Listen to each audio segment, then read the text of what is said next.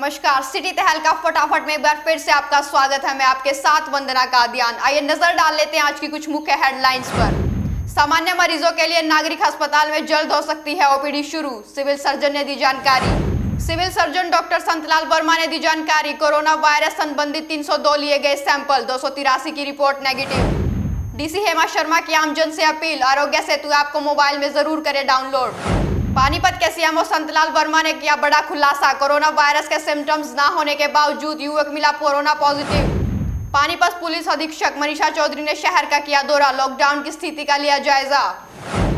SP द्वारा police कर्मियों को दिए गए आदेश, कानून की अवहेलना करने वाले व्यक्ति पर की जाए कड़ी कार्रवाई। लॉकडाउन के चलते पानीपत में कुदरत का अनोखा करिश्मा, एक महिला ने एक साथ 4 बच्चों को दिया जन्म।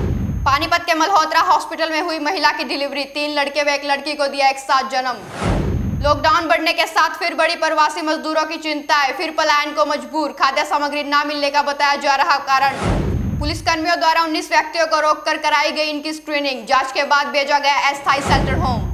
आइए अब दिखाते हैं खबरें विस्तार से।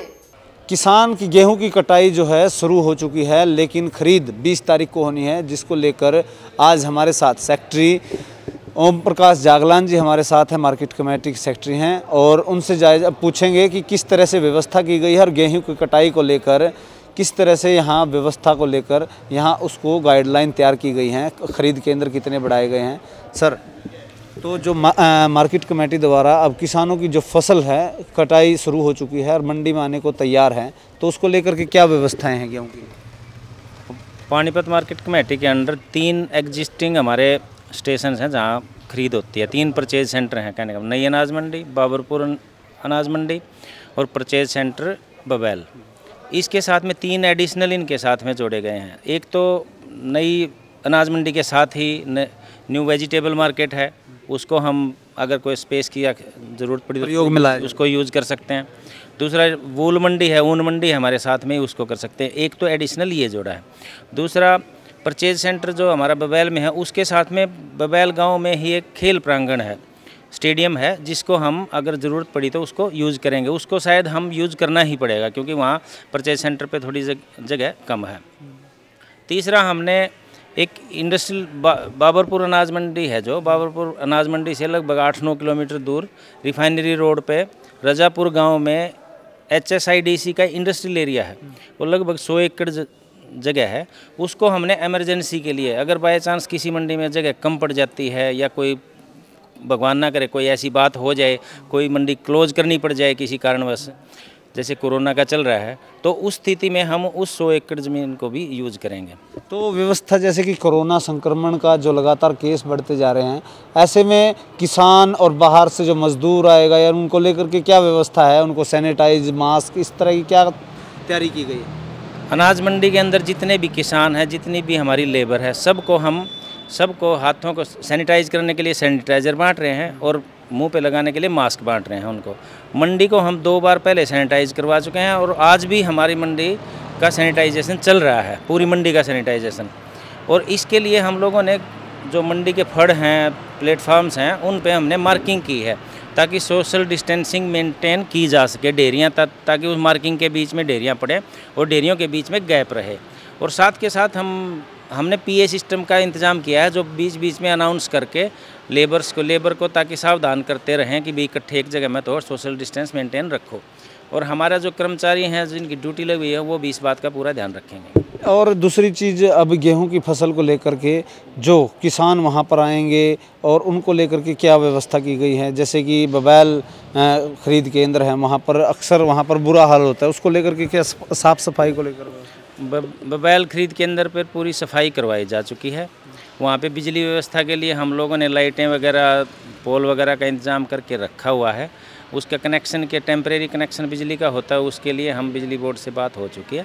जिस दिन 20 तारीख से परचेज शुरू होगी, उससे 1 दिन पहले वहाँ सारा इंतजाम हो जाएगा।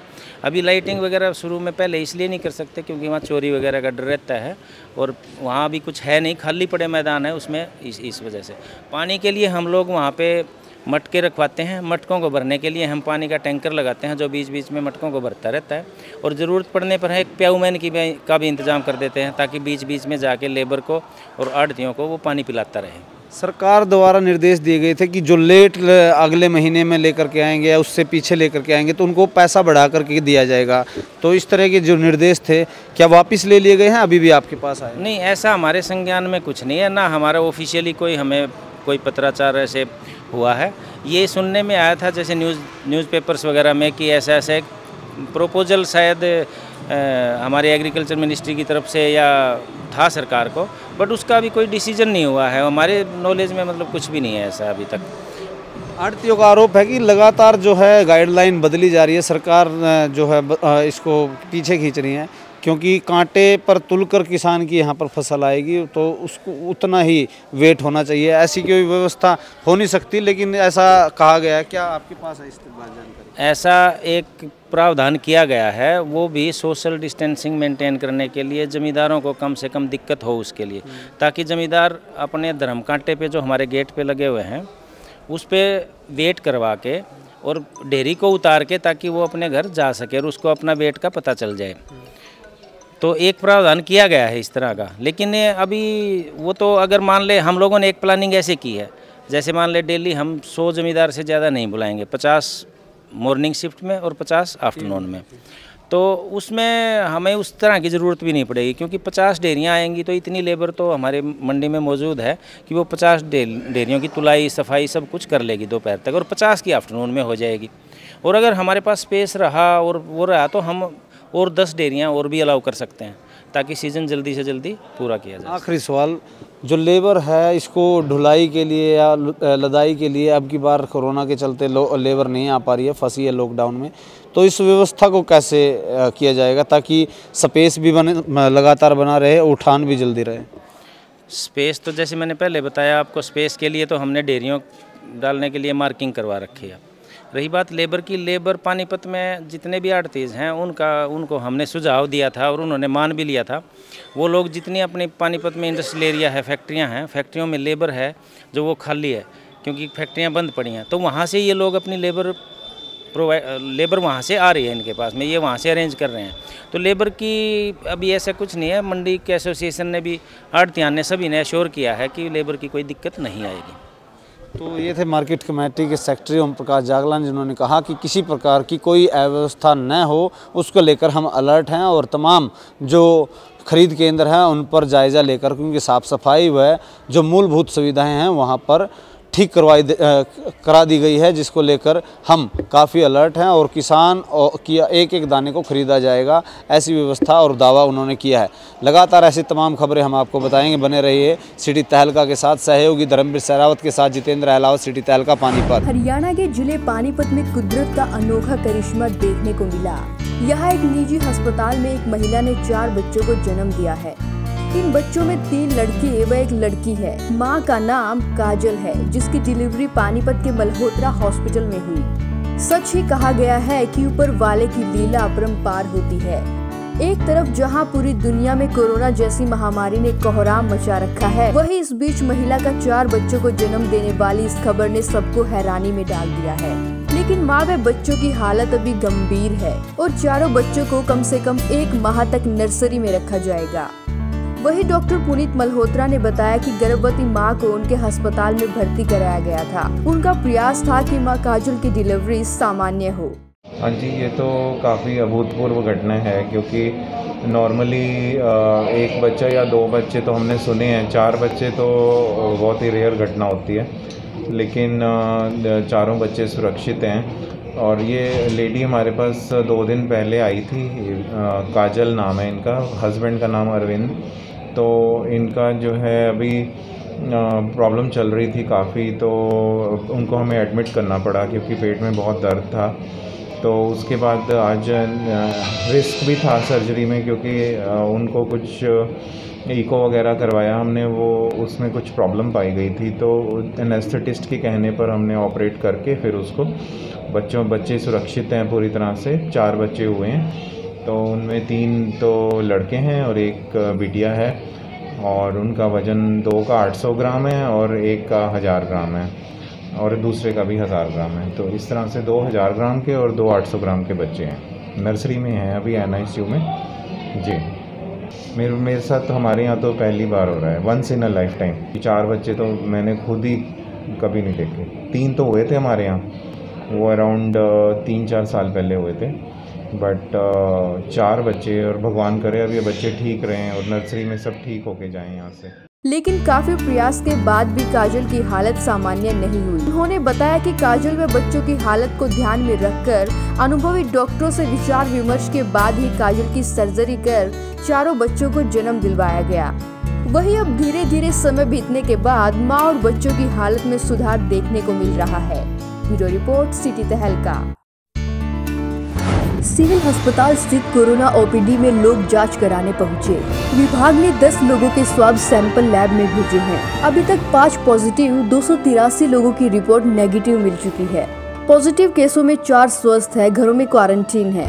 जिला करनाल के गांव रसूलपुर का निवासी आइसोलेशन वार्ड में उपचाराधीन है। Civil surgeon doctor Santlal Verma ने बताया कि जिले में कोरोना वायरस से संबंधित कुल 302 सैंपल लिए गए हैं। इनमें से 283 की रिपोर्ट नेगेटिव प्राप्त हुई है। 15 रिपोर्ट्स का परिणाम प्राप्त नहीं हुआ है। अभी तक 292 केसेस के सैंपल्स लिए जा चुके हैं, जिसमें 243 केस की रिपोर्ट नेगेटिव आ चुकी है, 45 की बाकी है अभी, और कुल 4 जो है ना जो पॉजिटिव अब तक हो चुके हैं। रिपोर्ट तो 24 घंटे से 48 घंटे के बीच में आ जाती है, लेकिन जो पॉजिटिव केस होता है शायद उसमें कभी कभी 1 आधा दिन फालतू लग सकता है। होम अंडर क्वारंटीन के तहत 678 घरों के बाहर नोटिस चिपकाए गए हैं। 483 घरों में 2438 लोगों को क्वारंटीन में रखा है। सिविल अस्पताल के आइसोलेशन वार्ड में कुल 8 लोग भर्ती हैं। सिविल सर्जन के मुताबिक स्वस्थ होकर घरों में क्वारंटीन लोगों के स्वास्थ्य पर भी नजर रखी जा रही है। किसी को कोई दिक्कत आती है तो रिस्क नहीं लेंगे, उसे अस्पताल में एडमिट करेंगे और सैंपल भी भेजेंगे। वहीं डीसी हेमा शर्मा ने आमजन से अपील की है कि कोरोना ट्रैकिंग के लिए सभी आरोग्य सेतु ऐप डाउनलोड करें। यह एक सरकारी ऐप है और कोरोना वायरस के संक्रमण के खतरे और जोखिम का आकलन करने में मदद करता है। इसे एंड्रॉयड और आईफोन दोनों तरह के स्मार्टफोन पर डाउनलोड किया जा सकता है। यह एक खास तरह का ऐप है जो आसपास मौजूद कोरोना पॉजिटिव लोगों के बारे में पता लगाने में मदद करता है। उन्होंने कहा कि देश के प्रधानमंत्री नरेंद्र मोदी ने अपने संबोधन में भी इसे लोगों से डाउनलोड करने की अपील की है। इस ऐप में अपना मोबाइल नंबर भी रजिस्टर करना पड़ता है। इसे ज्यादा से ज्यादा डाउनलोड करें ताकि यह ऐप कोरोना वायरस के विरुद्ध लड़ाई लड़ने में कारगर सिद्ध हो। ब्यूरो रिपोर्ट, सिटी तहलका। इस वक्त पूरा विश्व कोरोना महामारी से लड़ाई लड़ रहा है। इसी के चलते देश में ये कोरोना महामारी ना बढ़े, इसको लेकर नरेंद्र मोदी के आह्वान पर जो लॉकडाउन की जो अवधि है वो 3 मई तक बढ़ा दी गई है। पर फिलहाल पानीपत की मौजूदा हालत क्या है, ये सब जानने के लिए हमारे साथ CMO संतलाल वर्मा जी है, उनसे खास बातचीत करेंगे कि इस वक्त जो है जिले की क्या मौजूदा स्थिति क्या है। सर, इस वक्त यदि बात करें तो पानीपत के क्या हाल है? पानीपत की स्थिति बिल्कुल कंट्रोल में है। यहाँ पे नए केसेस और नहीं आ रहे हैं, एक्सेप्ट 1। एक केस पॉजिटिव है जो मध्य प्रदेश से यहाँ पे पहुँचा था अपने 4 साथियों के साथ। वो उनके 4 साथियों में एक ये जो है ये करनाल का रहने वाला है, और बाकी जो लोग हैं वो एक तो यहीं का है पानीपत ज़िले का और बाकी करनाल के। टोटल ये 5 लोग थे। तो ये एक पॉजिटिव है, बाकी लोग नेगेटिव हैं। और इसको पॉजिटिव केस को और ये जो बाकी साथी हैं उनको हमने क्वारंटाइन में अपने पास यहीं पे रखा हुआ है सिविल हॉस्पिटल के अंदर, और पूरी इनकी देखभाल की जा रही है। इसके अलावा और पहले 3 केस पॉजिटिव हुए थे जो हमारे यहीं से डिटेक्ट हुए थे, वो ठीक होके पहले ही घर जा चुके हैं। अब तक हम 302 लोगों के कल शाम तक जो है टेस्टिंग करवा चुके हैं, उनके सैंपल भेजे जा चुके हैं, जिसमें 285 लोगों की रिपोर्ट आ चुकी है। और कुछ केस ही रह रहे हैं जिनकी रिपोर्ट अभी पेंडिंग है। हमें उम्मीद है कि हम आने वाले समय में भी अपनी स्थिति को बरकरार रखेंगे। सर, जो ये पॉजिटिव केस आया था, क्या इसकी रिपोर्ट पॉजिटिव आई थी? किस तरह से इसका पता चला? ये खुद आया था? ये लोग सेल्फ रिपोर्टिंग ही थे, इनकी खुद ही आए थे। और गांव भादड़ जो है वहाँ पे मिस्टर राजेंद्र भादड़ हैं जो चेयरमैन हैं, उन्होंने भी इनको मोटिवेट किया था कि भी आप अपना चेकअप करवा के आए। तो ये इन्होंने भी बात मानी और ये लोग हमारे पास रहे हैं और अभी भी हमारे पास हैं। इनमें टेस्टिंग के दौरान इनमें से एक केस ये पॉजिटिव आया। सर, क्या सिम्टम क्या थे सर इसके? इसके सिम्टम्स कोई नहीं थे, सिर्फ एक ही हिस्ट्री थी कि ये मध्य प्रदेश से आ रहे हैं और इतनी दूर से ये अपनी कंबाइन मशीन के साथ में आ रहे हैं, तो संभव है कि वो जगह जगह रुकते आए होंगे और हो सकता है कहीं ना कहीं से ये बीमारी उन्होंने पकड़ ली हो। सर ऐसा भी है कि विदाउट सिम्टम के ही ये जो पॉजिटिव आ सकता है? हाँ बिल्कुल आ सकते हैं, क्योंकि इनक्यूबेशन पीरियड में बहुत सारे लोग जो ना एसिम्टोमेटिक रहते हैं, जिनकी इम्यूनिटी बहुत अच्छी है। जिनकी इम्यूनिटी कम होती है वो लोग जो ना सिम्टम्स उनमें ज़्यादा जल्दी डेवलप होते हैं। तो सर कहाँ रखा गया, कब तक इसकी रिपोर्ट आनी है और कितनी रिपोर्ट आने के बाद इसको डिस्चार्ज किया जाएगा? अभी हमारी आइसोलेशन फैसिलिटी में सिविल हॉस्पिटल के अंदर ही है और इसके एक हफ्ते बाद में दोबारा सैंपल भेजा जाएगा। अगर वो नेगेटिव आता है तो एक और सैंपल रिपीट करवाएंगे, फिर इसको डिस्चार्ज कर पाएंगे। तो अभी तक सर जिला प्रशासन स्वास्थ्य विभाग द्वारा कितने लोगों को क्वारंटाइन किया जा चुका है?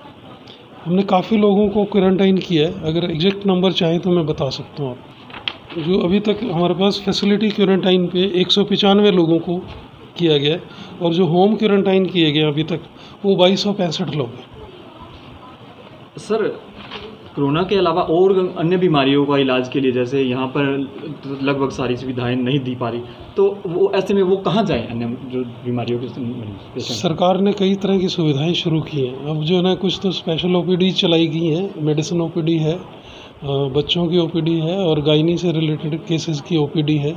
इसके अलावा सरकार ने आज एक और आदेश भी जारी कर दिया है जिसमें PSC CSCs वो भी अपनी ओपीडी सुबह से शाम तक चलाएंगे और प्राइवेट हॉस्पिटल्स के अंदर भी ओपीडी चलाने के निर्देश स्वास्थ्य मंत्री द्वारा दिए जा चुके हैं। सर लोगों में किसी प्रकार का कोई भय या डर ना हो, इसको लेकर सर कुछ अपील?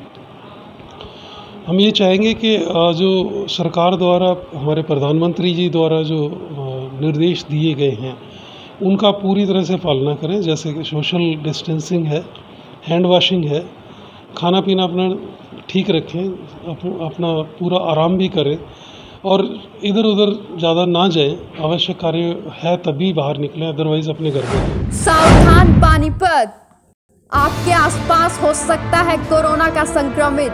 खांसी, जुकाम, बुखार के अलावा एक स्वस्थ आदमी में पाया गया कोरोना पॉजिटिव। इसलिए सतर्क रहें, लॉकडाउन का पालन करें। हरियाणा के अंदर बिना किसी कोरोना वायरस जैसे सिम्टम के मिलने के बावजूद पॉजिटिव पाए जाने वाला पहला केस सुनने में आ रहा है। हमारा इस खबर को बनाने का उद्देश्य आप लोगों को सतर्क और सावधान करने का है कि इस तरह से भी कोई संक्रमित पाया जा सकता है, जिसे हम सभी लोगों को सावधान रहने की जरूरत है। पूरा मामला हम आपको बताते हैं। दरअसल मध्य प्रदेश से लौटे कंबाइन ड्राइवर पानीपत में जब पहुंचे तो उन्होंने खुद को स्वास्थ्य विभाग को जांच के लिए पेश कर दिया। उसके बाद भेजे गए सैंपल की रिपोर्ट आने के बाद कंबाइन पर काम कर रहे व्यक्ति का पॉजिटिव आने पर स्वास्थ्य विभाग में तब हड़कंप मच गया। जब मध्य प्रदेश से आया व्यक्ति खुद 5 लोगों सहित जांच कराने के लिए आया था, जबकि उसके अंदर किसी तरह के कोरोना संबंधित सिम्टम नहीं थे। उसके बाद 5 रिपोर्ट में से एक व्यक्ति पॉजिटिव पाया गया, जबकि 4 रिपोर्ट नेगेटिव आई। यह बात हैरान कर देने वाली है कि यदि यह व्यक्ति खुद की जांच नहीं करवाते तो कितने लोगों को संक्रमित होने के चांस बढ़ सकते थे। यह बात हम नहीं, स्वास्थ्य विभाग के सिविल सर्जन संतलाल वर्मा मान रहे हैं। जब इस बारे में स्वास्थ्य विभाग सिविल सर्जन संतलाल वर्मा से सिटी तहलका ने बातचीत की तो उन्होंने कहा इसके अंदर इस तरह के कोई भी कोरोना संबंधित सिम्टम्स नहीं है। CMO की यह बात चौंकाने वाली है, जरा आपको सुनाते हैं। ये लोग सेल्फ रिपोर्टिंग ही थे, इनकी खुद ही आए थे और गांव भादड़ जो है वहाँ पे मिस्टर राजेंद्र भादड़ है जो चेयरमैन है, उन्होंने भी इनको मोटिवेट किया था कि भी आप अपना चेकअप करवा के आए। तो ये इन्होंने भी बात मानी और ये लोग हमारे पास रहे हैं और अभी भी हमारे पास हैं। इनमें टेस्टिंग के दौरान इनमें से एक केस ये पॉजिटिव आया। इसके सिम्टम्स कोई नहीं थे, सिर्फ एक ही हिस्ट्री थी कि ये मध्य प्रदेश से आ रहे हैं और इतनी दूर से ये अपनी कंबाइन मशीन के साथ में आ रहे हैं। तो संभव है कि वो जगह जगह रुकते आए होंगे और हो सकता है कहीं ना कहीं से ये बीमारी उन्होंने पकड़ ली। हाँ बिल्कुल आ सकते हैं, क्योंकि इनक्यूबेशन पीरियड में बहुत सारे लोग जो ना एसिम्टोमेटिक रहते हैं, जिनकी इम्यूनिटी बहुत अच्छी है। जिनकी इम्यूनिटी कम होती है वो लोग जो ना सिम्टम्स उनमें ज़्यादा जल्दी डेवलप होते हैं। अब सवाल बड़ा यह है कि ऐसे में बाहर से कंबाइन लेकर बहुत से दूसरे प्रदेशों से लोग आए हैं, उस पर स्वास्थ्य विभाग द्वारा क्या जांच कराई जा रही है? इसलिए सिटी तहलका बार बार आपसे अपील कर रहा है कि आप तभी सुरक्षित रह सकते हैं जब आप अपने घरों के अंदर रहें, लॉकडाउन का लगातार पालन करें, किसी चीज को ना छुए, अपना और अपनों का ख्याल रखें। ब्यूरो रिपोर्ट, सिटी तहलका। आज के बुलेटिन में बस इतना ही। अगले बुलेटिन में फिर मिलेंगे कुछ और नई अपडेट्स के साथ। तब तक के लिए नमस्कार।